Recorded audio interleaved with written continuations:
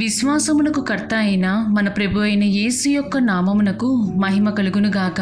క్రీస్తునందు ప్రియమైన వారందరికీ నా స్తోత్రములు తెలియజేయుచున్నాను. ఈ ఉదయకాలమున మన వేకువ మన్నా యొక్క ముఖ్య అంశము కదల్చబడని విశ్వాసము. దీని ధ్యానార్థమై మనము రోమియోలకు రాసిన పత్రిక 4వ అధ్యాయము 20-21 వచనముల వైపు మన పరిశుద్ధ గ్రంథమును త్రిప్పెదముగాక. అవిశ్వాసము వలన దేవుని వాగ్దానమును గూర్చి సందేహింపక దేవుని మహిమపరిచి ఆయన వాగ్దానము చేసిన దానిని నెరవేర్చుటకు సమర్థుడని రూఢీగా విశ్వసించి విశ్వాసము వలన బలము నొందెను అని చదువుచున్నాము. ఈ వాక్యమును వినుచున్న ప్రియమైన వారలారా, మనము మూలవాక్యమును గమనించినట్లయితే ఇక్కడ అబ్రహాము యొక్క కదల్చబడని విశ్వాసమును గూర్చి చెప్పబడుచున్నది. అబ్రహాము మరియు సారయిను దేవునిచే తమకు కుమారుడు కలుగునని వాగ్దానము పొందినప్పుడు ఈ లోకానుసారముగా చూచినట్లయితే బహుకాలము గడిచిన వృద్ధులుగా కనపడుచున్నారు. అప్పటికి అబ్రహాము రమారమి 100 వయసు గలవాడయుండి తన శరీరము మృతతుల్యమైనట్టును శారా గర్భమును మృతతుల్యమైనట్టును వారు ఆలోచించుకొనిరి.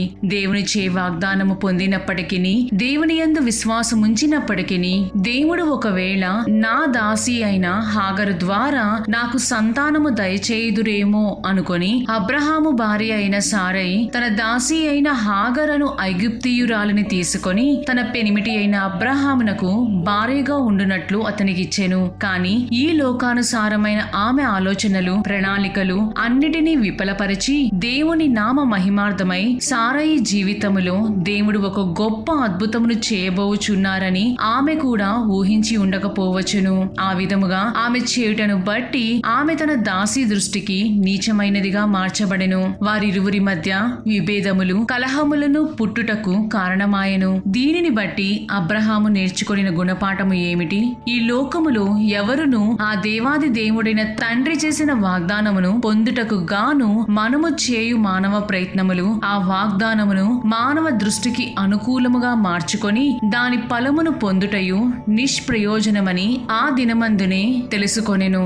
అది మొదలుకొని వాగ్దానము చేసిన దేవుడు నమ్మకస్తుడు కావున సరైన సమయములో దేవుడు తన జీవితములో ఆ వాగ్దానము నెరవేర్చుటకు సమర్థుడని ఎరిగియుండి అబ్రహాము మౌనముగా కనిపెట్టుచుండెను. ప్రియమైన వారలారా, మనము మన జీవితములో సారయి చేసిన తప్పిదముని తిరిగి తిరిగి చేయుచున్నాము. దేవుడు చేసిన వాగ్దానమును విశ్వసించుటకు బదులుగా దేవుడు ఇలా చేయునేమో అలా చేయునేమో అనియు మన సొంత జ్ఞానమును ఉపయోగించుకొని చివరికి ఆ కార్యమును నిష్ప్రయోజనముగా చేసుకొనెదము. అటు పిమ్మట దేవుడు చెబితేనే నేను మొదలు పెట్టాను, దర్శనము ద్వారా చూపించిన తరువాతనే నేను మొదలు పెట్టాను అని తిరిగి దేవుని వైపే నేరారోపణ చేయుదురు. ఉదాహరణకు, దేవుడు నీకు ఒక మంచి ఇల్లును అనుగ్రహించదనని వాగ్దానము చేసి ఉన్నారనుకోనండి. వెంటనే మనము ఏమి చేయుదుము? మనకు నచ్చినట్లుగా ఇంటిని అమర్చుకొనవలెనని వెనువెంటనే బ్యాంక్ లోన్లకు లేదా ఇతరుల దగ్గర వడ్డీలకో తెచ్చుకొని ఇల్లు కొనెదము. కాని దేవుడు ఇస్తానని వాగ్దానము చేసి ఉన్నారు కాబట్టి నేనును నా కుటుంబము దేవుని సన్నిధిలో మోకరించి ప్రార్థించి పొందుకొనవలననే దేవుని జ్ఞానమును మరిచెదము. మనకు తెలిసినదల్లా దేవుడు చూపించాడు, వాగ్దానము చేశాడు, నేను ఇప్పుడే తక్షణమే ఒక మంచి ఇల్లు కొనవలెను అనేది మాత్రమే. దేవుడు నీకు ఆయనే తాను చేసిన వాగ్దానమును బట్టి తప్పక ఇస్తానని చెప్పాడు. కాని మధ్యలో మన తెలివితేటలు ఉపయోగించి అప్పులు చేసి కొనమనలేదని మనము జ్ఞాపకం ఉంచుకొనవలెను. ఇది నేను ఎవరిని కించపరచవలెనని చెప్పుటలేదు, కానీ నా జీవితములోనే నేను ఏ విధముగా తప్పు చేసి సరిచేయబడుచున్నానో మీకు తెలియజేయవలెనని ఆశపడుచున్నాను.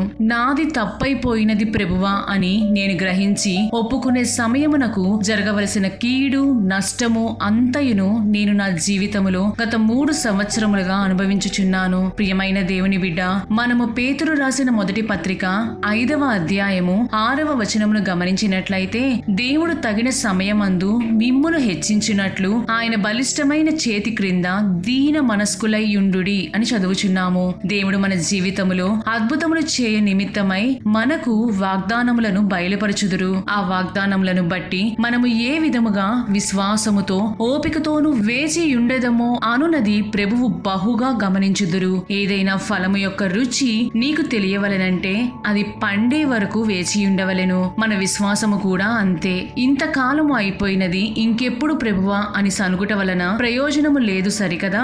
దేవుడి చేయు పనులకు మనము ఆటంకముగా మార్చబడదుము.